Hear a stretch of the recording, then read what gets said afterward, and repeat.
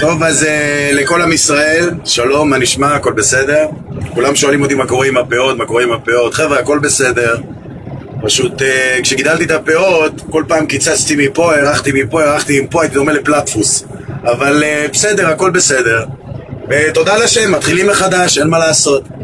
אז הבדיחה הבאה עם האפקטים, זה הבל הבלים מה שהולך פה, אני אומר לך, זה הבל הבלים. את כל הכסף שהשקעתם להתחילה, לא הייתי צריך לשאול אותי בכלל. חבר'ה, שימו לב. הבדיחה הבאה זה המרוקאי והיפני. מרוקאי מהסוחה והיפני שיגה. איזה מרוקאי ואיזה יפני.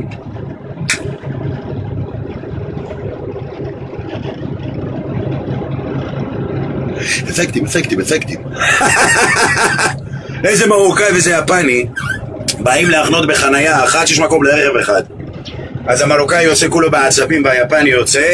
המרוקאי עושה לו, תשמע, אני מתערב איתך, אני נותן לך סתירה ואתה מביא לי אחרי זה סתירה. מי שהכי הרבה זמן על הרצפה מקבל את החנייה. מתאים? היפני עושה לו שיגה, אין בעיה. מה שאתה אומר, שיגה, אין בעיה.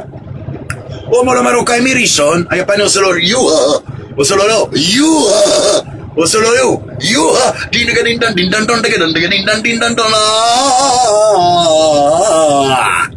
בקיצור וזה, המרוקאי עומד, אין בעיה, תיתן לי אתה המכה ראשון. היפני בא, עושה לו שיגה,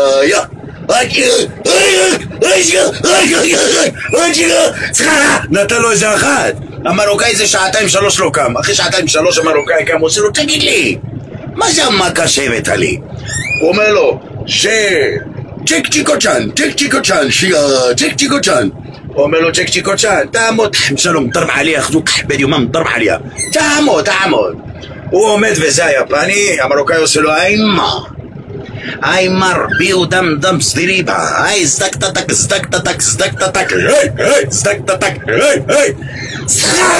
נתן לו איזה אחת.